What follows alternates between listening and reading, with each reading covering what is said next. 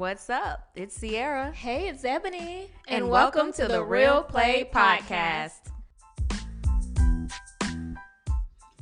All right, so hey guys, welcome back to the Real Play Podcast. We have a special bonus episode for you guys. This is kind of off the cuff, and we're gonna ask some questions and answer to the best of our ability. Gonna be honest and vulnerable. It's a joke. We have Sierra here. Hey y'all, how y'all doing? And we have Lawrence. How's it going? And I'm just gonna go ahead and jump right into it and get started with the first question. Sacred dating. Well, would you like to go first? So yeah, I'll tag this first. I don't necessarily like to date that way, simply because for me, I have to be focused on one thing. I can't purely give you my time if it's spread out. If I'm all over the place, then I'm not being genuine and giving you my time to see and invest. And women shouldn't want a man that is sporadic all over the place, because if he's not taking the time to truly see who you are and invest in you, how serious is he about you? And I don't got the time. That's a lot of first dates. That adds up. Like, man, it ain't cheap. Like you got flowers and first dates, and really though, can you even get away with it? Because nowadays women will post that so quick, be like, oh my gosh, first date, hashtag amazing. And then you see another post, oh my gosh, Lawrence took me on the best first date ever. Wait, Lawrence who? What? How would I? Yeah, you can't get caught up real quick with social media. But then I think sometimes people also are afraid to post about it. They're like, I ain't posting this because I don't want to mess up my potential. I can't say I went out on a date Friday because what if somebody wants to ask me out on Sunday? So let me just making it look like I'm at home all the time. Oh, so that's what girls be doing, huh? Yes, sir. Just kidding. But I mean, that's what I would do. Like if I'm just like initially we're going out once or twice, I'm not telling the world about you. Because then that means whoever else is watching me who may want to, shoot that shot might think I'm with somebody because I mentioned going out. So I'm going to keep it private. And even when I was seriously dating my ex, nobody knew. There were no posts on Instagram, or I didn't have Instagram. There were no posts on Facebook. So you could go on my timeline from 2015 until now. You won't even see but one picture. That's the engagement picture. Because it's none of nobody else's business. I keep it personal to myself. But to answer the question, wait, what's the original question again? What do you think about recreational dating? Recreational dating, serial dating. I haven't done it because I have been in relationships since college. So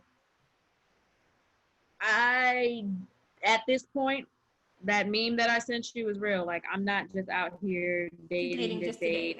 I'm here to date for marriage. So I have not participated in recreational dating, and I don't plan on doing it now because I'm too old for that.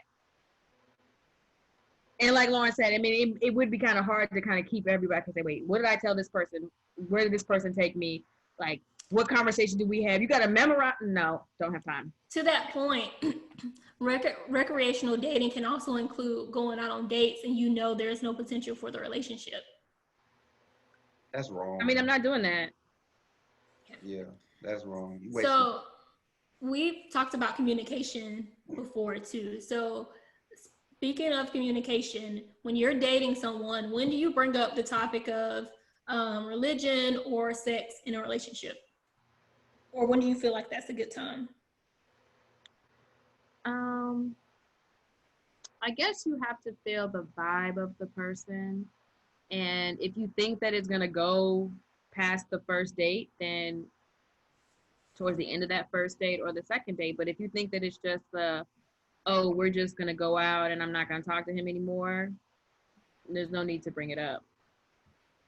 But once you know that it's going to be more than just that one time, I think you should start to not be afraid to put it into your second date. And I've done that. I even said like, I'm looking to get married. I want to be someone's wife. So that it's out there. So you're not wasting time with two people thinking two different things for the future. Okay. So for me, I think the sex conversation happens later. You should be at least a few weeks in to even kind of glimpse over the topic of the sex, because that shouldn't be the direction you want to start your relationship in anyway. But for me, I think religion, I'll test the ropes on the first date, because when we get to dinner, I'm gonna be like, okay, is it okay if I pray over the food? Just see your reaction. Be like, oh yeah, cool, or whatever your reaction is will let me know how you feel about it. And then in the second or third date is when I'll bring it up and be like, okay, so these are my religious beliefs. Because if you're not on the same religious belief I am, you ain't following the same God I am, we ain't gonna work in the first place anyway. So ain't no need to talk about sex. I think the same thing, basically. I wasn't going to say this on the podcast because I don't want to give people ideas, but I do like it when guys pray on the date. Mm-hmm. Or ask, can they pray? But Okay, now do you judge the prayer? Like no, because no. I've never judged it. I actually like it. Like when they initiate, like we're both looking at each other and like, all right, let me pray for the food and grab hands. I'm like, oh, okay. So he praying. He like, God is good. God is great. Let us thank you for this food. People like, whoa, bro. I've never had anybody do that. Now, if they did that, I probably would, like, my eye will open up like, what? But then we would start eating, and then we'll just have that would open up the door for a conversation. Like, seriously. We both would laugh and be like, okay, well, let's start over, something like that. Yeah, I'd be like, hold on. Okay. I mean, that's still a prayer. So I'm not going to judge and be like, all right, let me re-pray over our food. I wouldn't do that, because that could have been his way of being vulnerable and praying and being serious.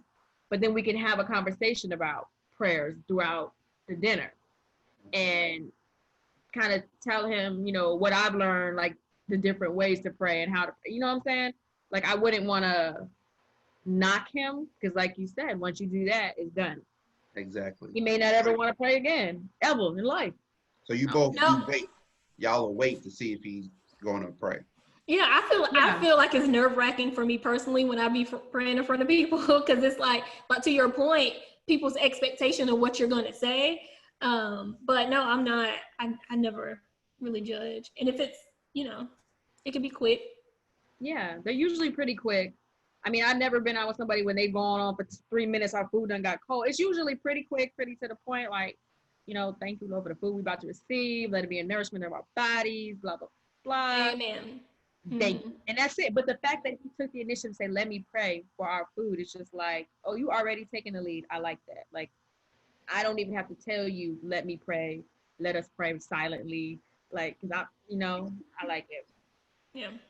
Yeah, let's pray silently, because if it's about to be me, we praying silently. Okay, let's go. And I've seen it. As soon as the plate come down, she go just like this and just start praying. Oh, okay. I'll wait. Really? I've never done that. I kind of look, because usually it'll come while you're in the middle of a conversation. So you're still talking and you're waiting to get to that point where it ends and the food's there. You're like, okay, all right, well, and we're just looking at each other. And then he'll say it. To your point, if he does not initiate the prayer, I might just bow my head in silence. That's what I'm saying. I'll give it a couple of seconds to see if he's gonna initiate, and if he doesn't, then that's when I will do my silent prayer. Like, I'm not praying over everybody's food. I'm gonna pray over mine, and then we can continue. And hopefully, and I'm not watching, but hopefully, he's doing Mm-hmm. Okay. Is that like a goal in your relationship to? Well, it should be, of course it is, but to have a man that wants to read the Bible with you and pray with you and stuff like that, read at night together, scripture and stuff like that. Yes, he's supposed to be the priest of the family, so yeah, absolutely. But I also, I don't know if you remember this part, but in the class that we took, they said that while you are in the courting stages, you are not supposed to pray together. because that's the most intimate conversations that you're having with God at that time. And until you're a actual married couple in the covenant, you're not supposed to pray together. Huh, I And I was didn't just remember like, that. wow, because it hit me because I was like, I definitely did that with my ex, like a lot of times from the beginning. And we looked at it as something that was strengthening us, but at the same time, I could hear what they were trying to say. Like, we're not linked in any way. We're just dating. So right now, my conversation should just be me and him, not me, this person I'm dating who it may or may not work out with. We can pray for each other. We can pray about each other, just not together.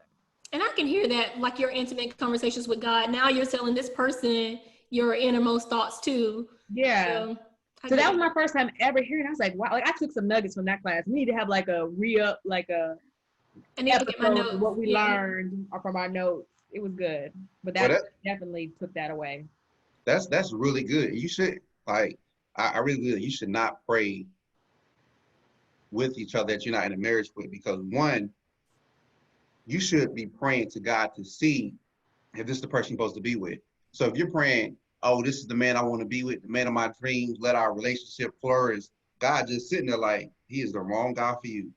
So now you may have all these signs that he's the wrong one, and you think, I just got to pray hard, I got to pray harder, and you lose that. So I can definitely see why they would tell you, right, it's very intimate, and once you figure out this is the union, then when you pray together, your prayers then will come to pass versus y'all not together, y'all not married, y'all making these prayers and nothing happens.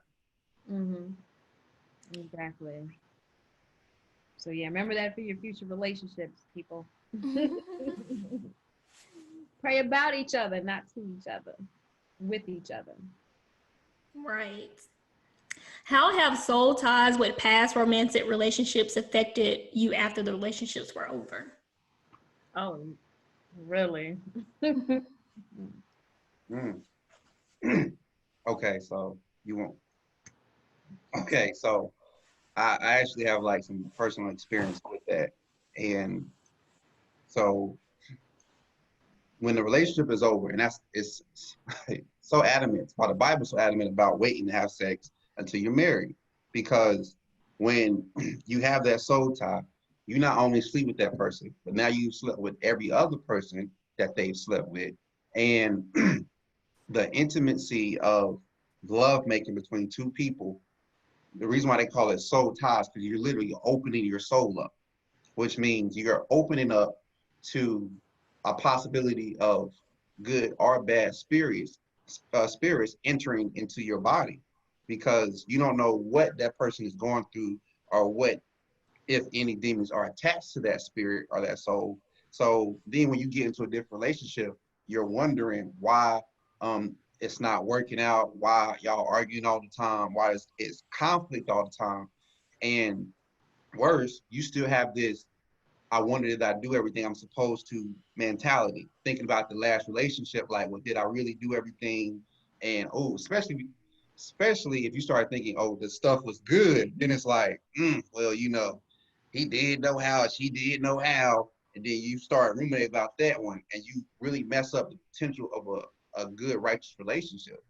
Mm-hmm.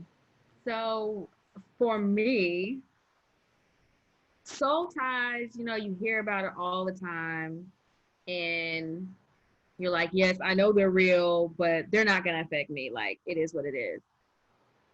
But I do believe the reason why I have had such a difficult time with the passing of my ex is because I believe that has something to do with the soul ties that we had. And for him to leave this earth the way that he did, so tragically, so like out of nowhere, I could not grasp that. And I'm probably still in denial that he's really not here. And it's been 5 months. And I know we were friends for a very long time. We dated for a long time. We grew up together from end of our teenage years, freshman, sophomore year in college, into still being friends in our 30s. That's a long time to know somebody. And it just feels like a part of me was taken away when he left. And it's real. Like, it's really real. And yeah, I I don't think anyone should do anything that would cause them to have that type of connection to somebody. It even kind of makes me a little afraid, like when I do get married. We weren't married, but it was like, wow, we were really connected in that way. And for someone to leave your life, it's just a lot. So I think they're real, and I'm not making none with nobody anytime soon.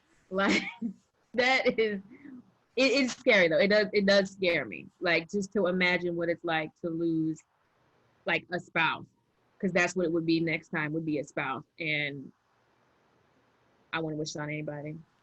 It's tough. Soul ties can definitely be tough, and especially when there's no closure to it. When you're with someone and you have a soul tie and then y'all part ways and there's no closure to it, then it makes it that much harder. All of these things really tie into what relationships are about, what being ready in your season is about. Because again, you don't want to add more negativity when you're getting into a relationship. You want to add as much positivity as you can, because what's the worst thing people don't think about is the enemy doesn't like godly relationships. The devil does not like a godly marriage. Mm-hmm. The devil tries to get you to have sex before you get married, and then when you get married, he tries to get you to not have sex. Like he tries the opposite of what God is telling you to do. That's his intention. So when you're going into a relationship, you're adding all this into it. These are things you're going to have to be vulnerable about and talk about.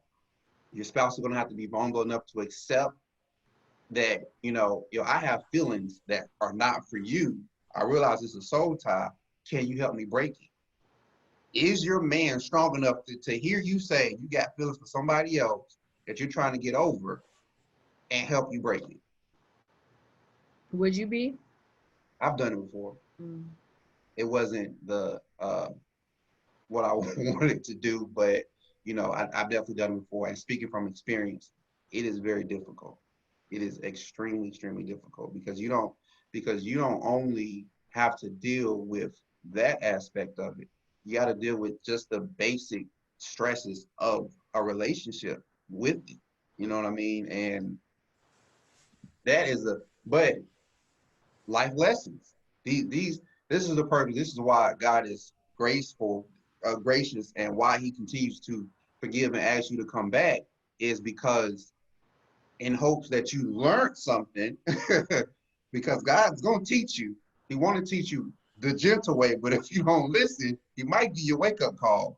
And that's usually that soul tie that you can't get over, that you going crazy about, that you knocking on the door at 2 o'clock in the morning, come outside. All of that crazy is going on because you're literally linked up with somebody and it's ripping of the flesh. It's a painful experience, but that's what the enemy wants.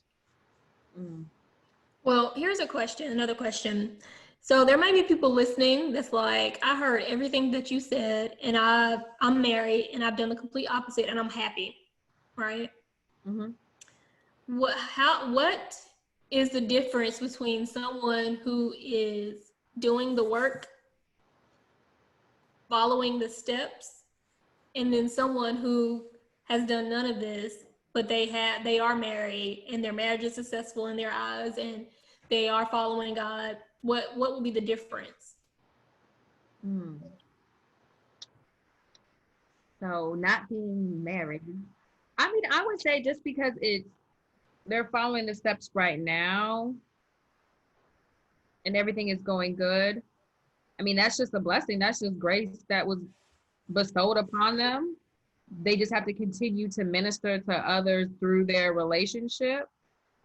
I mean, I don't even know how to answer that. Like, because you see the ones who like following all the rules and they're not getting it. And then there's some who don't follow it and it appears as though they have it, and they may not have it, or maybe God is using them as a ministry to say like, hey, they didn't follow the rules, but look what they're doing now. They're following me now, and look how happy I've made them. Look what I've given them. So I don't even know. They look, I don't know. It's a great question. Watch their fruit. That is the biggest thing you can do, is watch their fruit. because regardless, you can't hide the fruit.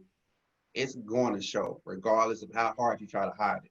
So if you are doing everything you're supposed to be doing and it's still not working, that might be an indicator that you might have missed the mark. You're not supposed to be with that person in the first place. Mm. Because what people fail is if you're doing it God's way, but you didn't ask God for that man or woman in the first place, you never got his blessing. Now you're trying to make up and be like, well, God, I know you never blessed this, but I need you to fix this. Well, if you was listening in the first place, you wouldn't be in this situation. And there are times where you start off wrong, and like you said, you get on track and do what's right, Mm-hmm. and you're successful. And then there are times, right, when very few that you might not be doing nothing, but you're successful. I've seen that, and it's usually crashed. But everybody has a different testimony, and I think social media messes this up so much where they see this one couple that did it this way and it worked. Now you're basing everything off of how they did it. So you're using their testimony to try to make your own situation. And that's not the case. You have to have your own testimony on how your relationship got better or whatever the case may be. So you're looking at something like, oh, that worked. They did that. I see a lot of times these hashtag debt-free couples, Mm-hmm. and they do all of this stuff. So you're thinking, oh man, we're gonna be debt free together. He's bad at finances. So when you talk to him, you frustrate him. So now y'all both frustrated and you wondering why I'm not hashtagging debt free couple goals like this. Whereas that was their testimony. Your testimony could be, let me help this man. Let me help elevate him in his finances and talk to him and pour into him. It's a different testimony. I agree, and I do agree with Sierra about grace. So a couple of friends and we have been following Heather Lindsay, and there are some issues that have been going on with, spiritual abuse in the church, and them not really apologizing for some of the things that they might have done to people. So just want to throw that out there. However, here's my point in bringing up Heather Lindsay. So a lot of millennials follow Heather Lindsay, and she posts a lot about, her kids, her husband, her story. And her story is based off, she didn't kiss her husband until they got married on their wedding day. And her and her husband, they don't engage in oral sex, and they don't do this. And it's basically like, in order to get what we got, you have to follow these steps. And so I think it's something to be said for, and maybe she could be just saying it because it's her story, but sometimes people are watching, and some people are very impressionable, right? Mm-hmm. And so, I will make a decision for myself. And let's say Heather is telling me, in order to get married, you're going to have to not kiss your husband until your wedding day. But what if that's something I wanted to do? And I'm following this person, and I'm like, but they have such a beautiful relationship. And, if I idolize marriage in that way, I feel like some people prey on that. But my question to you guys is, do you think, because we talked about social media too and other influences, but do you think there is such a thing on I'm pretty sure both of you are going to say yes, idolizing marriage, and also idolizing people, and then C, people kind of taking advantage of people in their singleness who want to be married, who want to be in a relationship? Yes. I think you can idolize a marriage, especially one that you think is good, or even one that is good. You can definitely idolize that. But again, you have to understand that you may not be equipped to go through what they went through. Everybody's built different. So their testimony, what they went through, like, if he cheated and they got over it, got past it, and they're doing so much better, they're ministering to everybody and all of that stuff, you may not be built for that. That may not work for you. And Bishop T.D. Jakes has the Model Home Sermon. I don't know if you ever heard it or not, but he talks about his marriage and the struggles and stuff that he went through. He had his wife on there, and they were talking about some of the struggles and stuff that they went through together. Everybody's not the same. So me idolizing that, oh man, I want that kind of marriage and stuff like that. I can say, yes, I would love to have a godly marriage, but I don't want to talk, oh, let me go through what they went through to get what they get, because what they see is they see the glory, the money, the fame, all that stuff, thinking, oh, those are the steps to get there. No, that's just the direction God took. And to speak on about people in power using that against singles, you're right. Like a lot of times they'll do that just to really capitalize. Buy this book because this book is going to help you find a man and all of that stuff, and do this and do that. But you got to be wary of that. Like I think I've listened to a few of Heather Leslie's sermons, and I've read a few of her books and stuff like that. And you know, she's not bad. At the same time, though, like if in my season I'm supposed to be working on me and everything else, then why would I buy a book about something that's totally out of the season I'm in if that's not the case? One thing I will say about Heather Lindsay's books, and I was talking to Sierra about this. I had purchased like 2 of her books, and her story and what she tells on her Instagram is basically in her book. And I felt like you're not feeding me anything, like you're not telling me anything new. And her stories are the same. And I'm not saying she's a bad person. I'm just, you know, giving a point. All her stories are the same. And, you know, I listen to people, but I'm like, how much of what you're telling me is actual factual? Because I don't know. I wasn't there. You can spin it how you want it to look. And when I read her book, I'm just like, I'm not getting anything out of it. This is just like basic fundamental reading. Like I could have read this in elementary school. So like, give me something. So what I was trying to look up is when I first started looking for guidance on something that was happening in my life. And Heather Lindsay actually had a YouTube video on it. And I couldn't find anybody else who even talked about the subject. So I was like, wow. And when I listened to it, I was like, that's great. And I started listening to her other stuff, and I'm like, okay, she really does talk a lot about relationships. She talks about love, and I've heard her stories. What you said about what they do and don't do, I didn't know all of that. But it's on one of their podcasts. Plus, they've said it on plenty of things before. Okay, that's probably when I stopped listening to her. But in the beginning, I really was listening to her, and I did find her to be uplifting. But I did notice that a lot of the young ladies that seemed to follow her kind of looked at it, kind of seemed like a cult almost. Like everybody looks similar. Yeah. If she said jump, they would jump. They all are like, they were very, so I went to one of her conferences, and they were very beautiful and young and full of energy, but just something felt very cultish to me. Now, I had an amazing time at the conference, but it did seem like she spent a lot of time, like, you want to be married, you want to have a baby, let me pray over your belly right now, I'm pregnant. So she's pregnant, and a lot of young people, her followers are probably 18 to 28. That's those prime years you're thinking about marriage and having babies. And so she's kind of using it against them, like, I already know where you are mentally because I was there in those years. You want to have a baby. I'm going to write a book about having babies. I'm going to write a book about getting married. I'm going to tell you what I did to get my husband. And it takes advantage of them at their most vulnerable time in their lives where they're transitioning and, you know, going through so much. You're pushing these things on them, and they think it's love, and they think it's you helping them to grow. And it could be, but at the same time, it also could be a little bit, I don't want to use the word abusive, but it could be kind of, I'm trying to think of a nice word. Give me a nice word. It may not be the right thing to do at the time because you're using somebody for something that they deep down want in their hearts. It's for personal gain, really. It's being selfish, and it's for personal gain. Yeah. You didn't good words. I said good words.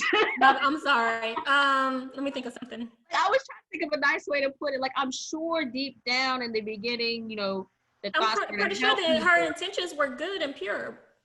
But after a while, it's like you keep focusing on the same thing, and you're hitting the same audience, and you're hitting them hard. And those are the ones that are going to spend money. to see you, go spend money to read your books, to wear your clothes. You're profiting off of something that's so dear to them that they're basically begging to have in their lives, which is love, whether it's from an adult male or an infant, and you're doing it under the umbrella of, this is my church, this is my message I'm giving you, God told me to tell you this. But if you look at everything, the ad, everything is about marketing.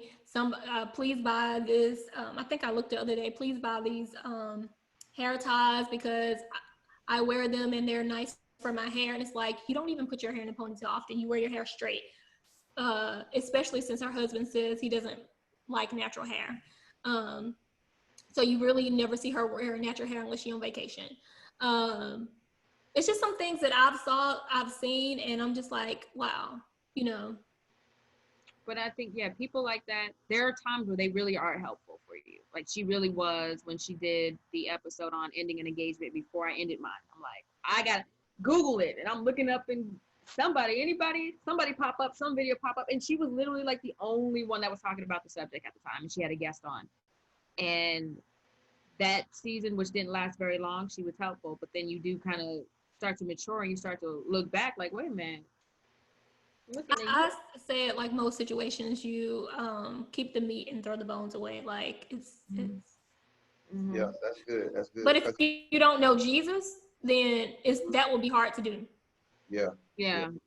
That's the importance. You're exactly right. That is the importance of knowing Jesus and having a relationship and being connected and hearing the speakings of the Holy Spirit, because you have to be careful who pours into you. Mm-hmm. And you need to know the direction you want to be as a woman. That will help guide you to who you're listening to, who you're listening to.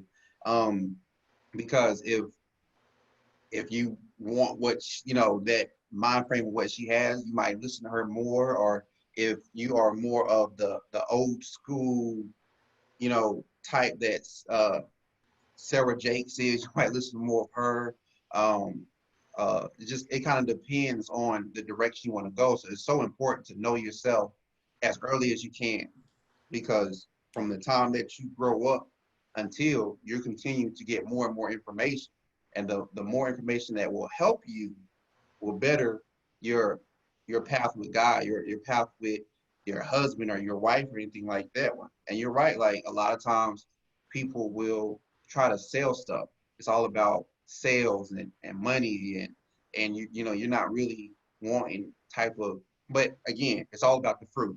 Like, what does their fruit look like? What are they doing? Because they had like the little Lindsay YouTube family show. Right. So if you look at their fruit, they have that. They have podcasts. They have different church.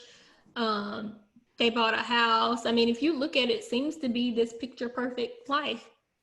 Right. But if you notice, you can always pick up. So now I'm not speaking negative against them or anything like that, but I do remember watching a YouTube channel with her and her husband sitting there, and he looked so irritated.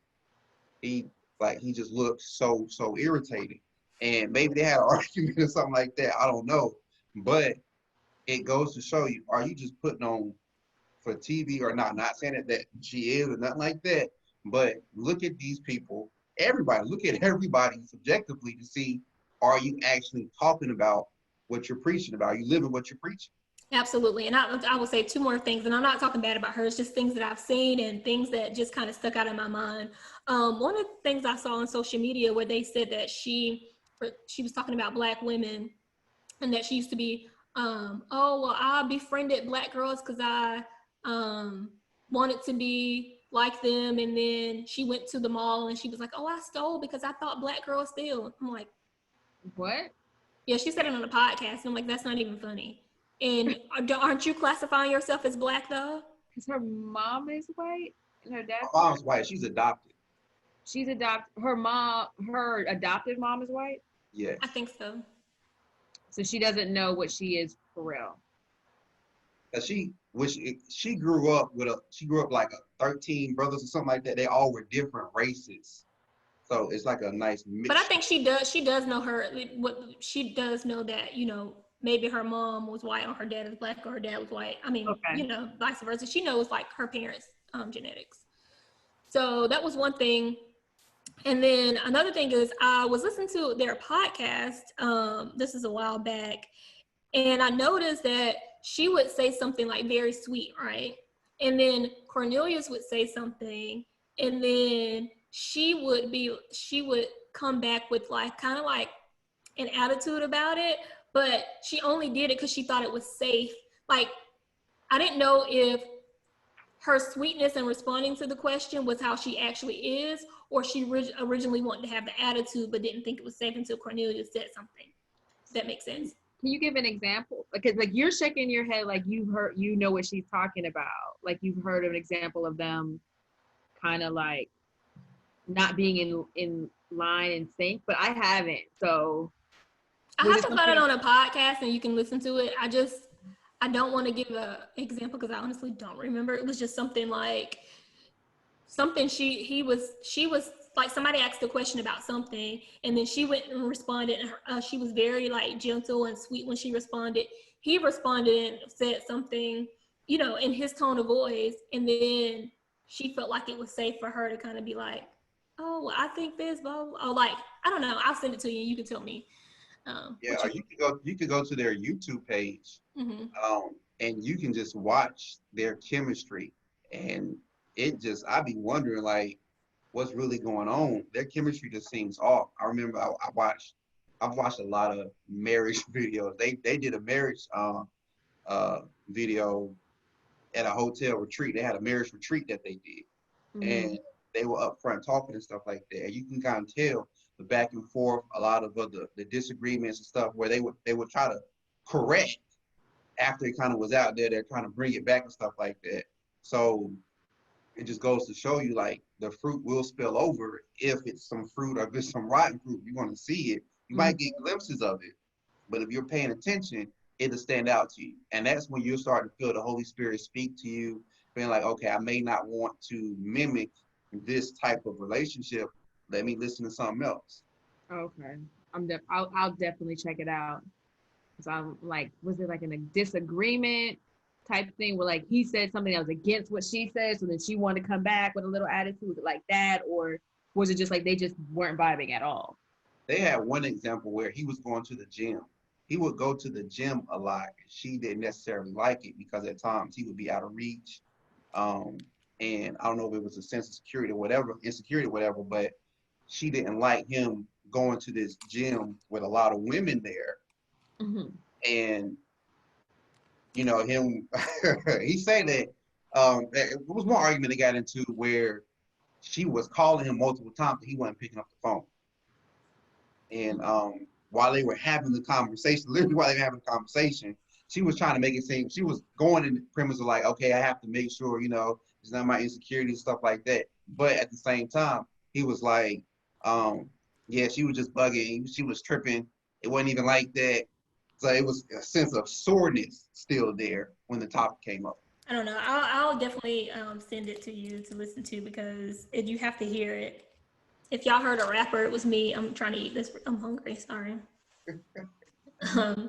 But yeah, it's all interesting. It's all unique, and the bottom line of the story is just, again, watch people and don't try to mimic your life off of other people because you just never know what people are dealing with.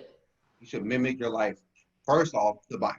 That's the first. And a lot of people say, "Oh, the Bible's out of times. It's out of date." No, it's not. You can really find a lot of things that are still happening that you can go through today. Like, ladies speak about romance all the time, right? So I mean, like Songs of Solomon, who wouldn't want to be loved like that? Like, who wouldn't have a man that was like that? So if that's the case, then, you know, like, read the Bible, mimic after the Bible, know what the Bible says about you being a woman and being a wife and you being a man and a husband and stuff like that, and see who has the characteristics of what you're looking for once you read the Bible and see like, okay, I like this. Who is mimicking that in your church group or you know, a friend, or, you know, these sermons that you're watching, who shows you that? And that's what I say I would direct towards. Then you also have to be careful with that because sometimes people will show you that because they know that's what you want to see. And that's not who they are. And then you link up, get married, and then the true person comes out. So you gotta use discernment too. You gotta let that Holy Spirit speak through you. You can't just.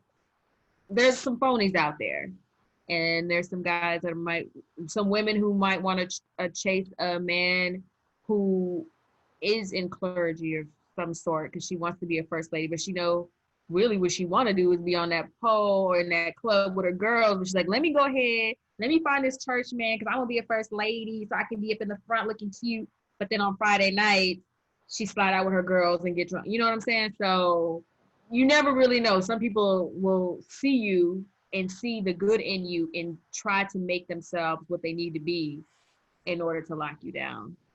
I've seen it. That's a good point. Mm-hmm. That's why you should date longer than like 6 months before you get married. I don't understand these fast marriages. Like, how long do you think someone should date? Because I've known people 3 months, 6 months get married. So I actually feel as though it's depending on the couple. Before, I would think, you need to have as much time as possible to get to know them, to make sure they're the right person for you. But at this point in my life, I feel like I know what I'm looking for, or I will know when it's right.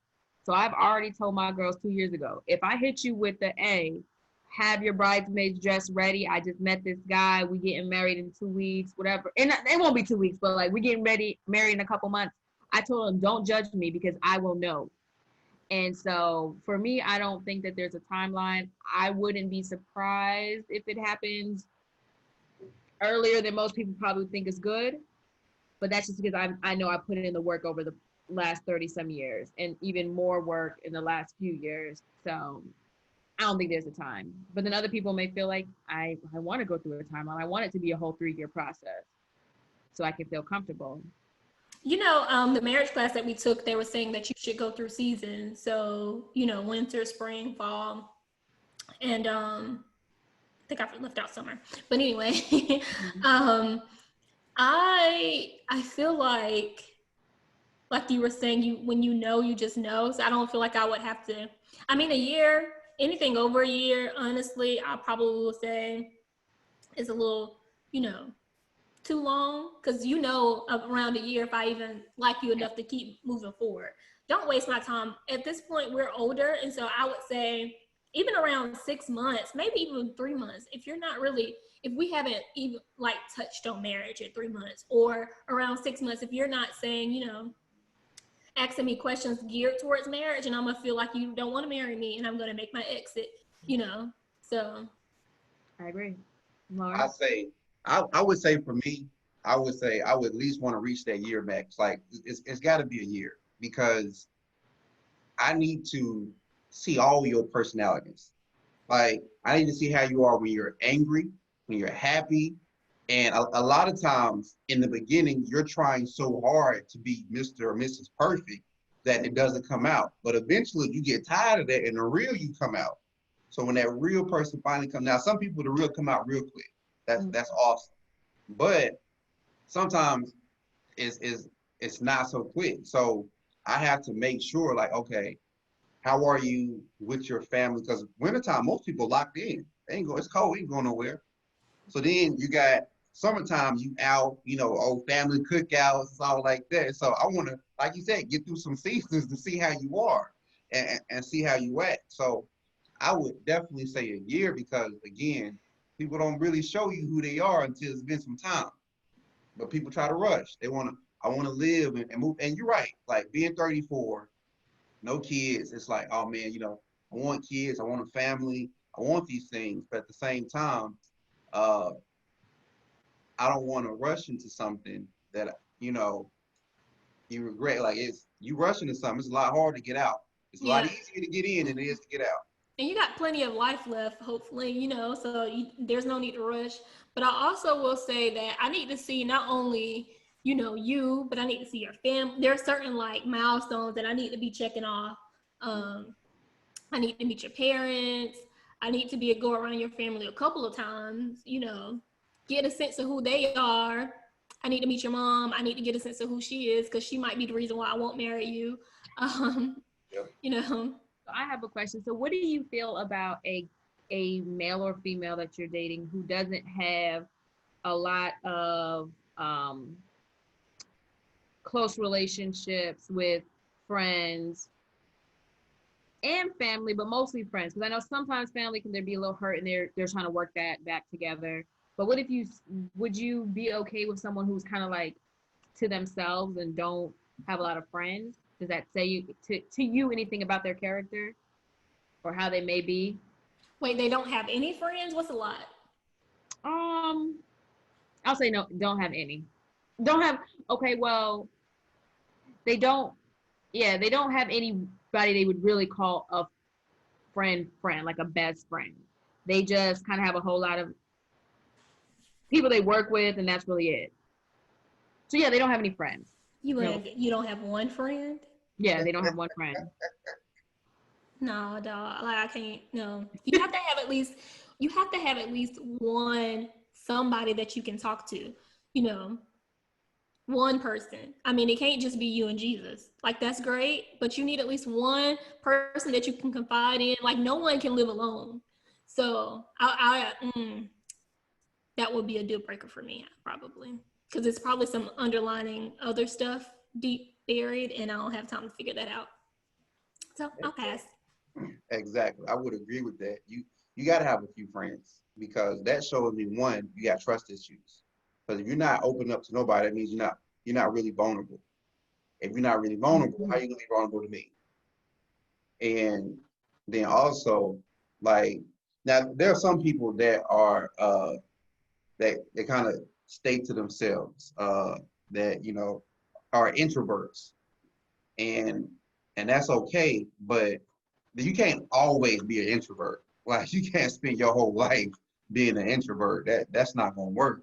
You have to be able to open to somebody because somebody's got to pour into you. Like with any bank account, if you're not making any deposits, like you're not getting nothing out. Like you can't get nothing out. So somebody's got to pour something up into you. Got to get, what I mean, get you close to God. You can't figure out God by yourself. Like I get it. You can have a spiritual connection and stuff like that. But there's some things in the Bible that you're gonna need explained. But yeah, to your point, like I feel like I'm an introvert. I can be extroverted, but I'm mostly an introvert. But I still have friends, so right. It's like I said, you don't have at least one friend. You have to have at least 1, 2, friends. If you have none, then I'm gonna think you like a psychopath, and it's not gonna work out. Exactly, and even with an introvert, that just means whenever we go out somewhere, like and that's the one thing you gotta learn about relationship. Are you with an introvert? Are you with an extrovert? If you're with an introvert, I know when we go out to my family, when we come back, you need some time by yourself to recharge. That's just how I'm recharged because I'm an extrovert. I was out there with my family. I'm good to go. But I gotta respect that you need some time to build up again, stuff like that.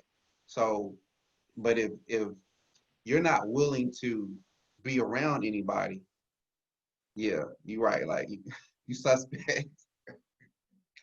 I'm like, not even one. And I understand. So in the marriage class we were taking too, they talked about family and not marrying based off.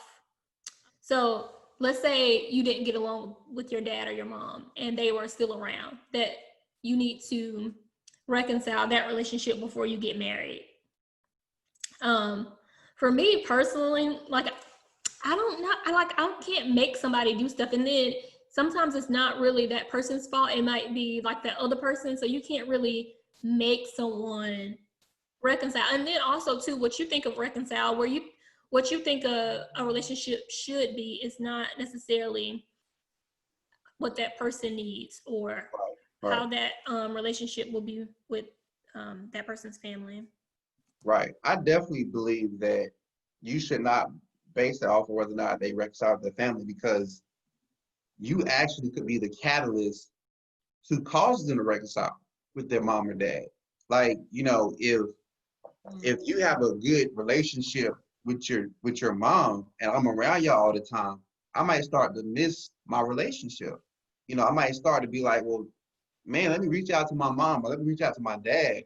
So you shouldn't not allow that to happen, because what if that was what God wanted you to do? What if that was, the seed needed to build a relationship.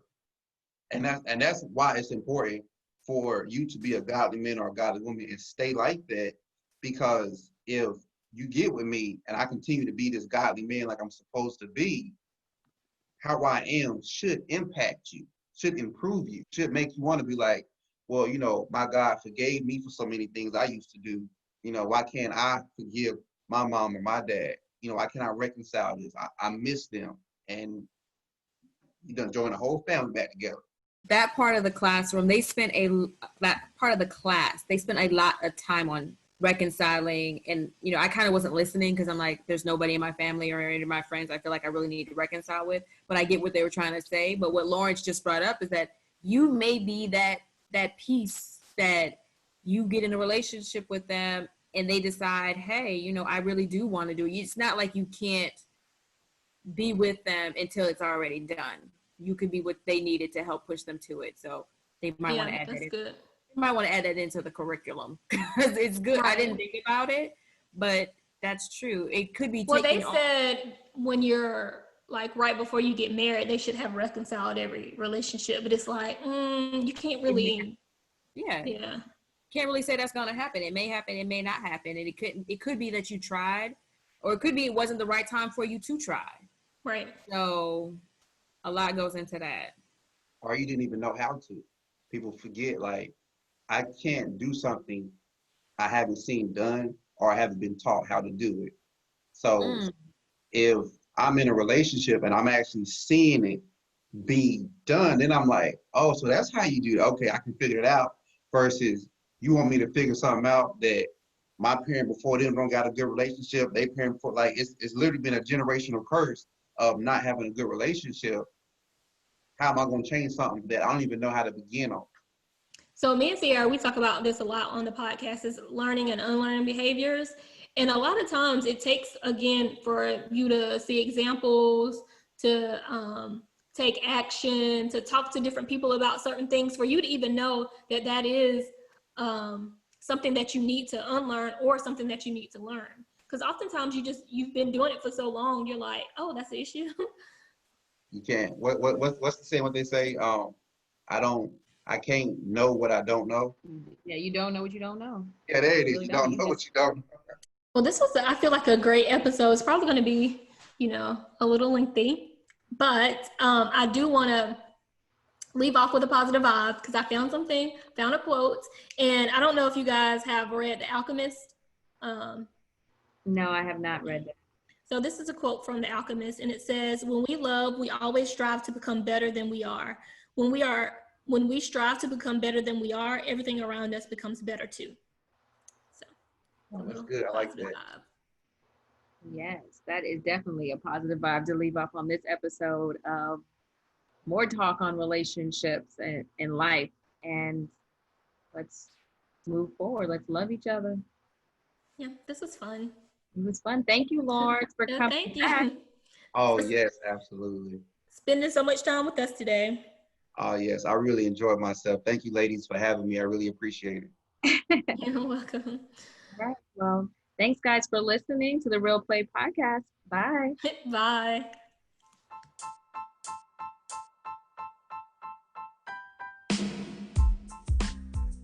Thank you for listening. Don't forget to subscribe and follow us on all social media platforms at The Real Play Podcast. We would love to hear from you, so leave us a comment, DM, or voice note. And don't forget to come hang out with us on our next episode.